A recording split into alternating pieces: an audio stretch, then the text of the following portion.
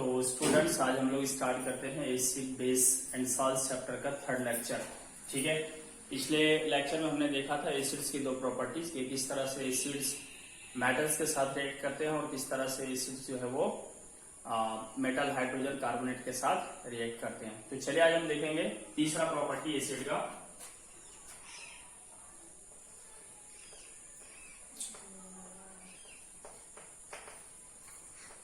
Reaction of acids with basis. है ना, आज हम देखेंगे कि एसिड्स जब बेस के साथ रिएक्शन करता है तो क्या होता है। ठीक है, ये बहुत ही इंपॉर्टेंट प्रॉपर्टी है, इस पर बेस्ड क्वेश्चन अक्सर पूछे जाते हैं। तो चलिए हम समझ लेते हैं। ठीक है, तो आइए हम एक एसिड कंसिडर करते हैं। है ना, देखिए क्या होता है, जब भी हम एक एसिड का रिएक्शन किसी बेस के साथ करवाते हैं तो हमेशा जो रिजल्ट मिलता है हमें वो एक साल्ट होता है और एक वाटर होता है। ठीक है, इसके प्रोडक्ट्स फिक्स हैं, हमेशा एक साल्ट बनेगा और वाटर बनेगा। ठीक है, फिलहाल मैं इसका वर्ड में लिख देता हूं। ठीक, तो ये हमें याद रखना है कि जब भी एक एसिड किसी बेस के साथ रिएक्ट करेगा तो साल्ट एंड वाटर बनेगा। ठीक, तो चलिए हम एक एसिड कंसिडर कर लेते हैं। एग्जाम्पल के लिए ले लेते हैं हम लोग यहाँ पे हाइड्रोक्लोरिक एसिड। ठीक है, और बेस में ले लेते हैं हम लोग सोडियम हाइड्रोक्साइड। ठीक, तो जब ये दो चीजें रिएक्ट करेंगी ना तो देखिए वाटर बनेगा और एक साल्ट बनेगा। तो देखिए वाटर जो बनता है ना वो सोडियम हाइड्रोक्साइड का हाइड्रोक्साइड और हाइड्रोक्लोरिक एसिड का हाइड्रोजन। ठीक है, ये दोनों मिलकर वाटर बनाता है। ठीक, ये वाटर बनाता है और ये जो सोडियम यहां से बच गया और यहां से क्लोरीन, ठीक है, ये दोनों मिलकर बनाता है सोडियम क्लोराइड। ठीक है, और हम आगे देखें, एक दूसरा एग्जाम्पल लेते हैं। मान लीजिए यहां से लेते हैं हम सल्फ्यूरिक एसिड। ठीक है, H2SO4, और एक दूसरा कोई बेस ले लेते हैं, एग्जाम्पल के लिए पोटेशियम हाइड्रोक्साइड। ठीक, तो ये एसिड हो गया, ये बेस हो गया। तो ये दोनों चीजें जब भी रिएक्ट करेंगे तो क्या बनाएगा, एक एसिड एक साल्ट बनाएगा और एक वाटर बनाएगा। ठीक है, वाटर के लिए यहां से हाइड्रोक्साइड और यहां से हाइड्रोजन, ये दोनों मिलकर वाटर बनाएगा। ठीक, तो एक प्रोडक्ट हमारा फिक्स है वाटर, और दूसरा जो चीज बनेगा वो साल्ट बनेगा। साल्ट देखिए यहाँ वाला पोटेशियम और यहाँ वाला सल्फेट, है ना, तो बनेगा यहाँ पे पोटेशियम सल्फेट K2SO4। ठीक, हम चाहे तो इसको बैलेंस कर सकते हैं। देखिए बैलेंस करने के लिए मुझे यहां सिर्फ 2 लगाने की जरूरत है। अब ये बैलेंस हो गया। ठीक, स्टूडेंट्स यहीं पर हम एक चीज और समझ लेते हैं। क्या होता है ना, जब हाइड्रोजन क्लोराइड को लिया जाता है ना, और इसे वाटर में डाला जाता है। ठीक, तो यहां से ये टूट जाता है हाइड्रोजन आयन में। ठीक, और ये टूट जाता है क्लोराइड आयन में। ठीक, और जो बेस लेते हैं हम लोग जैसे सोडियम हाइड्रोक्साइड। ठीक है, इसमें क्या होता है कि सोडियम जो है वो सोडियम आयन बनाता है और ये हाइड्रोक्साइड आयन बनाता है। ठीक, तो इस हाइड्रोजन आयन की वजह से ये जो एसिड होता है ना वो एसिडिक होता है। ठीक, हाइड्रोजन आयन की वजह से ये एसिडिक होता है और इसी वजह से इसमें एसिड्स की प्रॉपर्टीज पाई जाती है हाइड्रोजन आयन की वजह से। बिल्कुल इसी तरह जो बेस है, जैसे सोडियम हाइड्रोक्साइड एक बेस है। ठीक है, तो इसमें हाइड्रोक्साइड आयन पाया जाता है। देखिए ये हाइड्रोक्साइड आयन की वजह से ये बेसिक नेचर का होता है ना, बेस की जो भी प्रॉपर्टीज होती है वो इस हाइड्रोक्साइड आयन की वजह से होती है। अब क्या होता है कि जब हम एक एसिड का रिएक्शन करवा देते हैं एक बेस के साथ, ठीक है, तो ये जो हाइड्रोजन आयन है जिसकी वजह से ये एसिड की तरह बिहेव करता है और ये हाइड्रोक्साइड आयन है जिसकी वजह से ये बेस की तरह बिहेव करता है। अब ये दोनों नहीं रह जाते हैं, है ना, दोनों का रिएक्शन करते हैं तो ये वाला हाइड्रोजन आयन और ये वाला हाइड्रोक्साइड आयन, ठीक है, ये दोनों मिलकर ना वाटर बना देते हैं। ठीक, अब जब वाटर बन गया तो ना तो एसिडिक प्रॉपर्टी रह गया और ना ही बेसिक प्रॉपर्टी रह गया, है ना, एक न्यूट्रल कंपाउंड बन जाता है वाटर। ठीक है, इसीलिए एसिड और बेस के रिएक्शन को न्यूट्रलाइजेशन रिएक्शन भी कहा जाता है। ठीक है, क्यों कहेंगे न्यूट्रलाइजेशन रिएक्शन? क्योंकि एसिड्स की एसिडिटी और बेस की बेसिसिटी खत्म हो जाती है, दोनों एक दूसरे को कैंसिल कर देते हैं। ठीक, तो कई बार सवाल पूछा जाता है व्हाट इज न्यूट्रलाइजेशन रिएक्शन। ठीक है, तो चलिए हम इसको लिख लेते हैं, है ना, एक इंपॉर्टेंट डेफिनेशन। न्यूट्रलाइजेशन रिएक्शन, ठीक है, तो ये होता है the reaction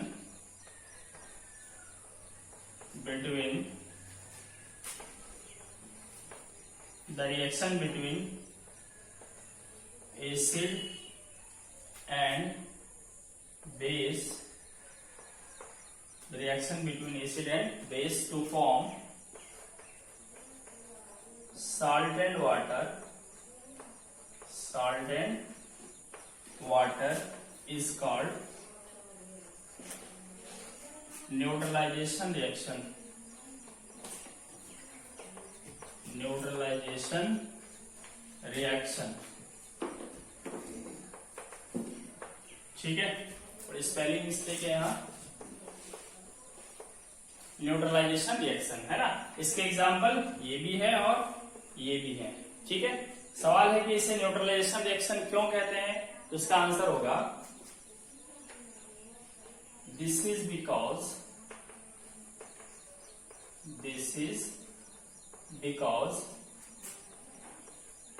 acids and bases cancel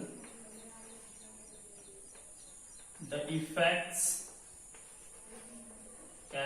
effect of each other.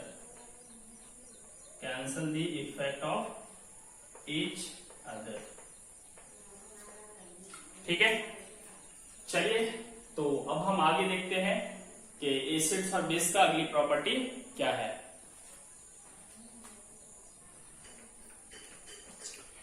तो अगली प्रॉपर्टी है एसिड्स की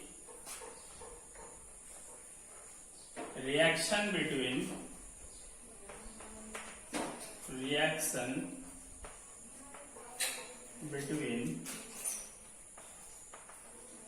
acids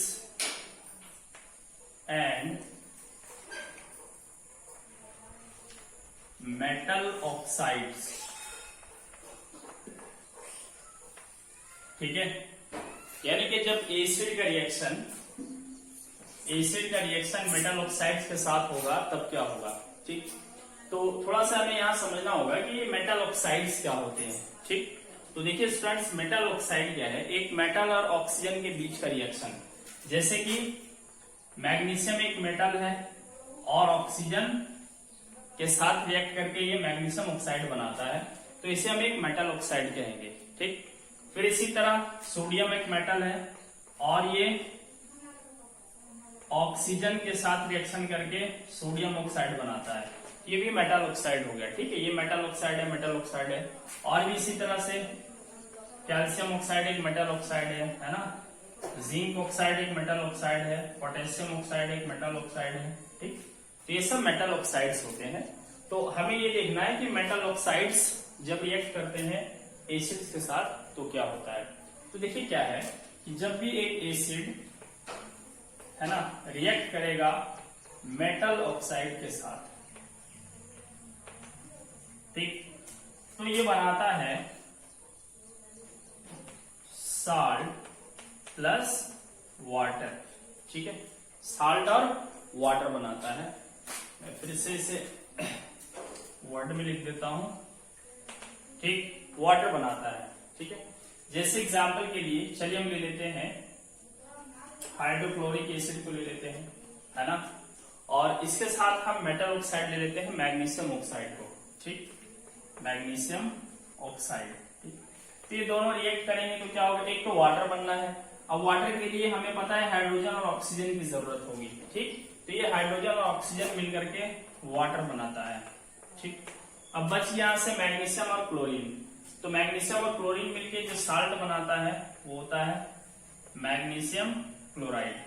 ठीक, ये फॉर्मूला कैसे लिखना है आपको मैंने chemical reactions and equation chapter के सेकेंड लेक्चर में बताया है, आप वहां से जाके सीख सकते हैं।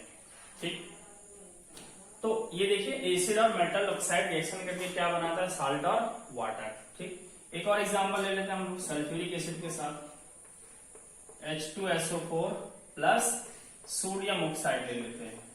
ठीक, तो यहां से रिएक्शन जब होगा तो देखिए हाइड्रोजन और ऑक्सीजन मिलके तो वाटर बनाएगा।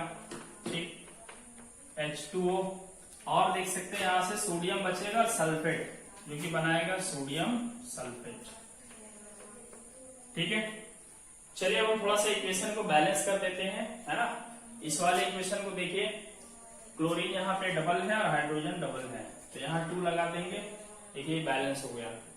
ये वाला इक्वेशन शायद ऑलरेडी बैलेंस है। देखिए सोडियम 2 सल्फेट 1 हाइड्रोजन 2 ऑक्सीजन। ठीक है, ये ऑलरेडी बैलेंस है।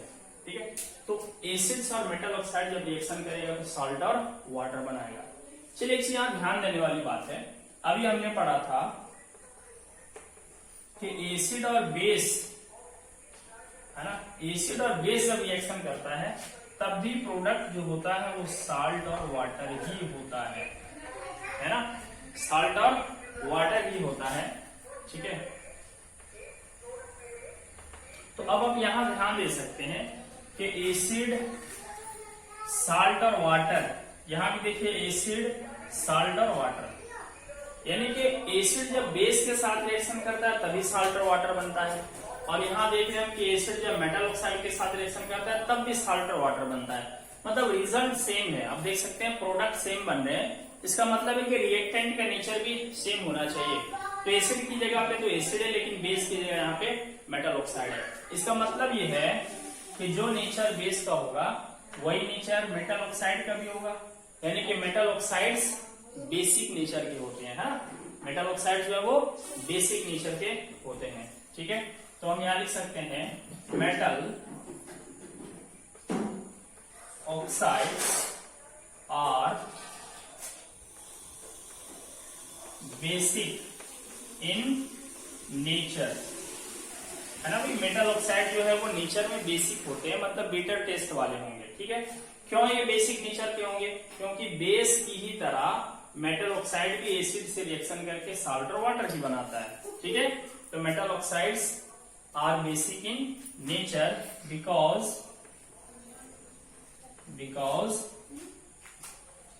they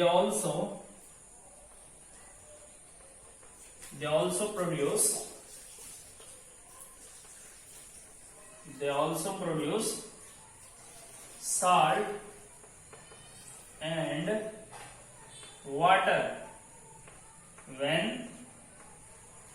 react with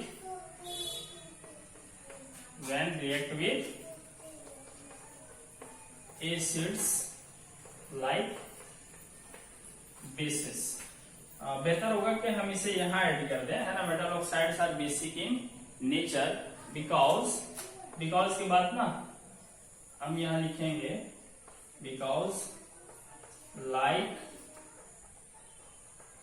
like bases they also produce salt and water when react with acids। जिस तरह से बेस, है ना, एसिड्स के साथ रिएक्शन करके साल्ट और वाटर बनाता है, उसी तरह मेटल ऑक्साइड भी एसिड से रिएक्शन करके साल्ट और वाटर बनाता है। इसीलिए हम मेटल ऑक्साइड को बेसिक नेचर का मानते हैं। ठीक है, कई बार मेटल ऑक्साइड्स को ना बेसिक ऑक्साइड भी कह दिया जाता है, बेसिक ऑक्साइड्स। ठीक है, चलिए, तो ये थे कुछ प्रॉपर्टीज, है ना, केमिकल प्रॉपर्टीज एसिड्स के जो हमने देखा। सबसे पहले हमने सेकेंड लेक्चर में देखा था कि एसिड किस तरह से मेटल के साथ रिएक्शन करते हैं, फिर देखा हमने कि किस तरह से एसिड सोडियम कार्बोनेट या अदर कार्बोनेट्स और हाइड्रोजन कार्बोनेट के साथ कैसे रिएक्ट करता है, और आज हमने देखा कि किस तरह से एसिड बेस के साथ रिएक्शन करता है, और फिर एसिड्स जो है वो मेटल ऑक्साइड्स के साथ रिएक्शन करता है। तो यहाँ पर एसिड्स की प्रॉपर्टीज खत्म हो जाती है। चलिए अब हम अगले टॉपिक की तरफ बढ़ते हैं।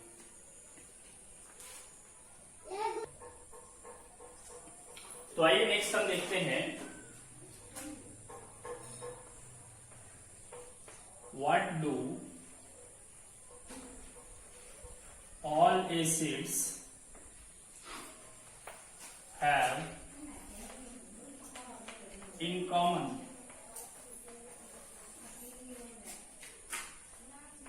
है ना। सारे एसिड्स में क्या कॉमन होता है, ठीक है। सारे एसिड्स एक ही तरह की प्रॉपर्टीज क्यों शो करते हैं।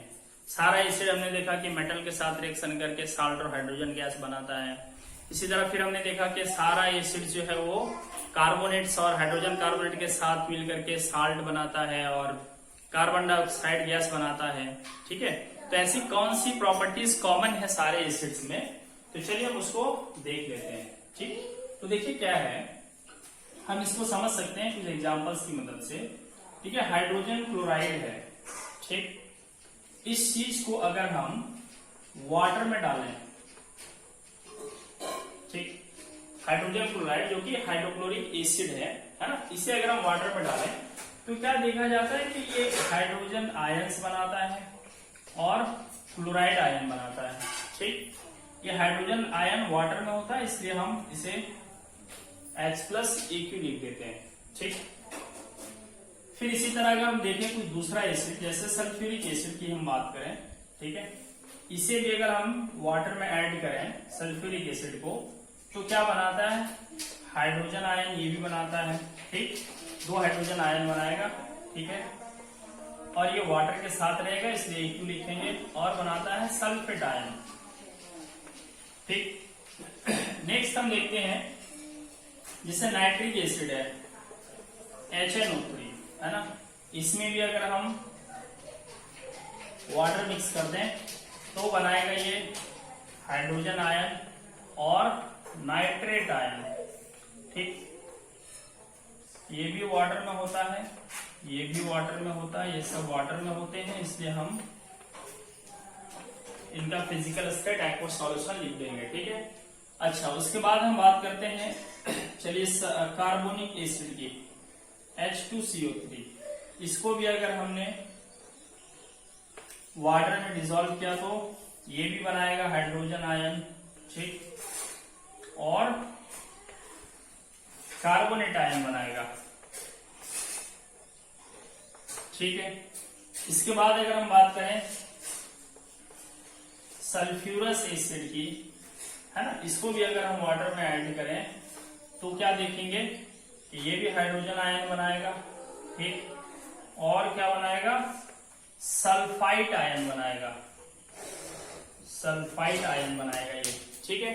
और भी एसिड्स है, फास्फोरिक एसिड को ले लीजिए H3PO4, ठीक है, तो ये आप देखेंगे ये भी हाइड्रोजन आयन बनाता है, ठीक, और क्या बनेगा, फॉस्फेट आयन बनेगा, ठीक है।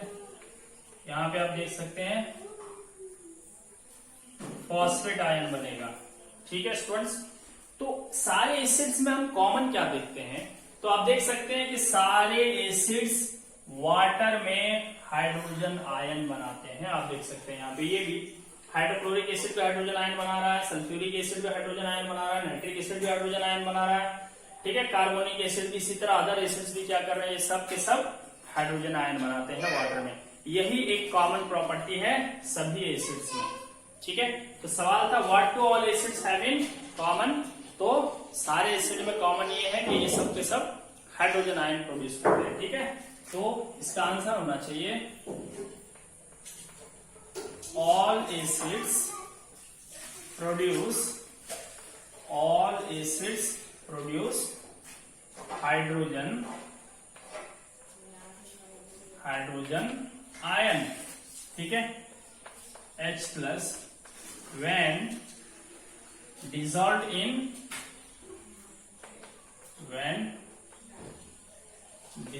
in water, ठीक। तो सारे एसिड्स जब हम वाटर में डिसॉल्व करेंगे तो हाइड्रोजन आयन बनाएगा, ठीक है।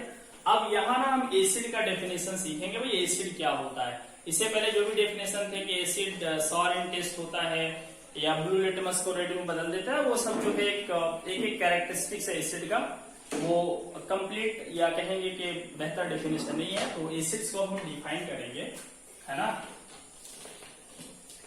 देखिए एसिड्स का डेफिनेशन क्या होगा, कोई पूछते कि भाई एसिड क्या होता है, तो हमारा आंसर होगा acids are those substance, acids are those substances which produce hydrogen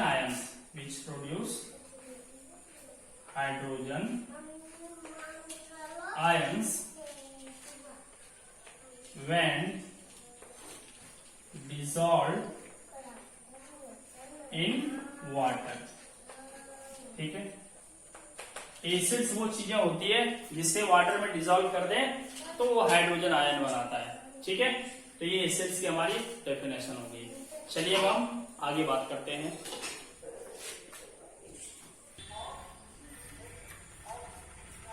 तो चलिए अब हम आगे देखते हैं कि क्या हर हाइड्रोजन वाला कंपाउंड एसिडिक होगा, है ना।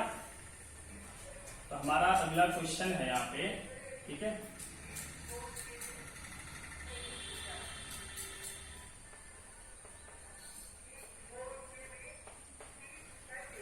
are all the compounds containing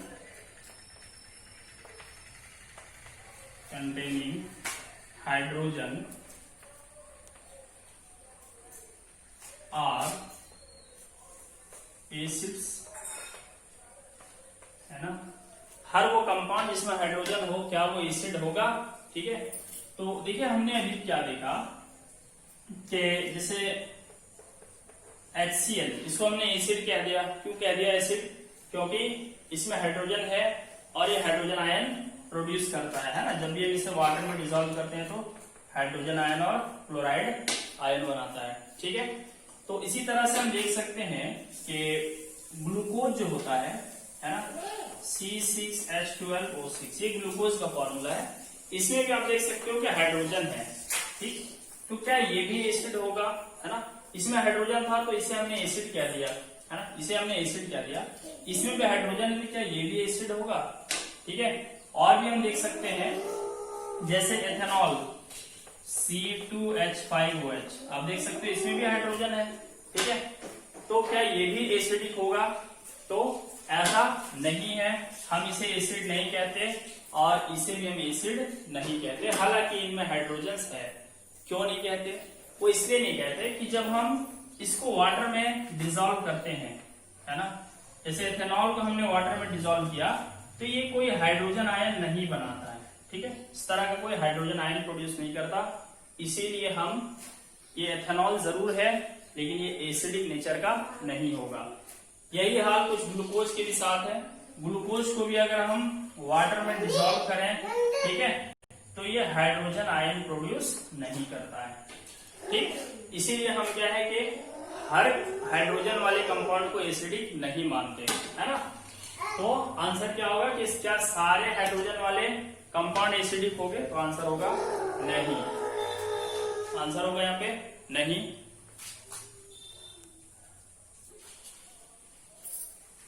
तो आंसर होगा no, all the compounds containing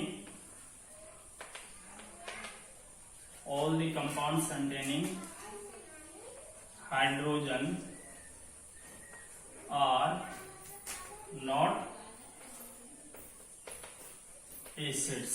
ठीक है, only those compounds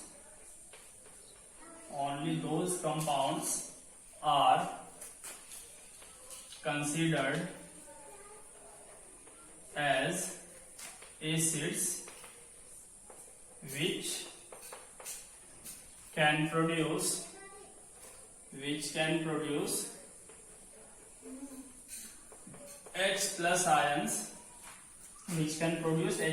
यानी कि hydrogen ions when dissolved in water। ठीक है, when dissolved in water। ठीक, तो सीधे सीधे हमें याद ये रखना है कि कोई भी चीज को, चाहे ग्लूकोज हो गया या फिर आपका एथेनॉल हो गया, इसे हम एसिडिक नहीं मानते। हालांकि इनमें भी हाइड्रोजन है, इसलिए नहीं मानते कि जब हम इन्हें किसी कंपाउंड में डालेंगे तो सॉरी वाटर में डालेंगे तो ये हाइड्रोजन आयन प्रोड्यूस नहीं करने वाले हैं। ठीक, इसके लिए एक एक्सपेरिमेंट भी है, आइए हम देख लेते हैं कि किस तरह से ये वेरीफाई किया जाता है कि ये हाइड्रोजन आयंस को प्रोड्यूस नहीं करते हैं। तो देखिए एक्टिविटी ये है कि हम एक कंटेनर लेते हैं। ठीक, इस कंटेनर के अंदर क्या करते हैं कि हम अल्कोहल भर देते हैं। ठीक, या ग्लूकोज भर देते हैं। ठीक है, ग्लूकोज सॉल्यूशन डाल देते हैं। ठीक, ग्लूकोज सॉल्यूशन इसके अंदर भर देते हैं। ठीक है, और हम एक सर्किट को कंप्लीट करते हैं इस तरीके से, है ना। ये पॉजिटिव टर्मिनल बैटरी का ये वायर है, इसे हम ग्लूकोज सॉल्यूशन में लाके छोड़ देते हैं। यहाँ पर एक स्विच लगाते हैं, यहाँ हम एक बल्ब कनेक्ट करते हैं, इसको भी लाके यहाँ पे छोड़ देते हैं। ठीक, और एक दूसरा कंटेनर हम लेते हैं और इस कंटेनर के अंदर भी हम, है ना, सॉल्यूशन ले लेते हैं। इसमें हम हाइड्रोक्लोरिक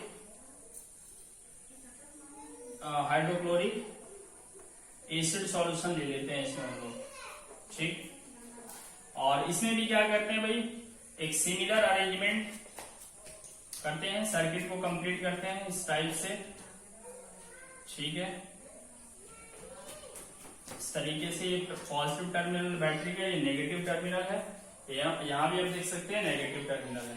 ठीक, और ये ला करके हाइड्रोक्लोरिक एसिड सॉल्यूशन में डाल देते हैं इसे हम लोग, और यहाँ भी एक स्विच लगाते हैं, ये बल्ब लगाते हैं, और ये वायर को यहाँ लाके डाल देते हैं। ठीक, इसका भी स्विच को हम ऑन कर देते हैं और इसके भी स्विच को हम ऑन कर देते हैं।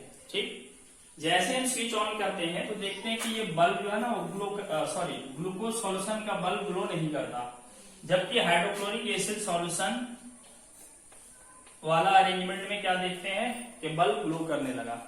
बल्ब ग्लो करने लगा, इसका मतलब ये है कि जरूर इस सर्किट में करंट फ्लो हो रहा होगा। ठीक, अब यहाँ पे करंट फ्लो कैसे होगा, वायर को देख सकते हैं आप, यहाँ से यहाँ तक ही है, यहाँ कोई कनेक्शन नहीं है वायर का, बट यहाँ पे ना ये सॉल्यूशन जरूर है। तो इस सॉल्यूशन में क्या होता है, ये हाइड्रोक्लोरिक एसिड जो है ना वो टूट जाता है और हाइड्रोजन आयन बनाता है और क्लोराइड आयन। तो चूंकि यहाँ पे आयंस मौजूद है, इसलिए हाइड्रोक्लोरिक एसिड जो है वो क्या करेगा, इलेक्ट्रिसिटी कंडक्ट करेगा और बल्ब ग्लो करता है। ठीक, यहाँ पर क्या है कि बल्ब ग्लो नहीं कर रहा है स्विच ऑन करने के बाद भी, इसका मतलब है कि यहाँ करंट फ्लो नहीं हो रहा है। अब करंट फ्लो क्यों नहीं होगा, क्योंकि यहाँ पे ग्लूकोज किसी टाइप का आयन बनाता ही नहीं है। ठीक, तो चूंकि यहाँ पे आयंस प्रेजेंट नहीं है, इसलिए ग्लूकोज सॉल्यूशन इलेक्ट्रिसिटी कंडक्ट नहीं कर सकता। ठीक, तो क्वेश्चन पूछा जाता है कि why glucose solution do not conduct electricity, इसका आंसर होगा because glucose solution does not contain any ion. ठीक, तो ग्लूकोज सॉल्यूशन में कोई आयन नहीं होता, इसलिए इलेक्ट्रिसिटी कंडक्ट नहीं करेगा, जबकि hydrochloric acid solution electricity conduct करता है क्योंकि इसमें आयंस होता है। ठीक है, hydrochloric acid solution contains ions. ठीक है, इसलिए इलेक्ट्रिसिटी कंडक्ट करता है। ठीक, तो एक एविडेंस है कि ये आयन नहीं बनाता और ये आयन बनाता है। ठीक है, और ये हाइड्रोजन आयन बनाता है, इसी वजह से हम इसे एसिड कंसिडर करते हैं, और ये कोई आयन नहीं बनाता, इसलिए हम इसे एसिड कंसिडर नहीं कर सकते, है ना। आप देख सकते हैं कि ग्लूकोज में भी हाइड्रोजन है। ठीक है, 12 हाइड्रोजन है ग्लूकोज के 1 मॉलिक्यूल में, बट ये आयन नहीं बनाता, इसलिए हम इसे एसिड नहीं मानते। तो आज की क्लास में इतने स्टूडेंट्स, इसके आगे हम देखेंगे अगले लेक्चर में। Thank you.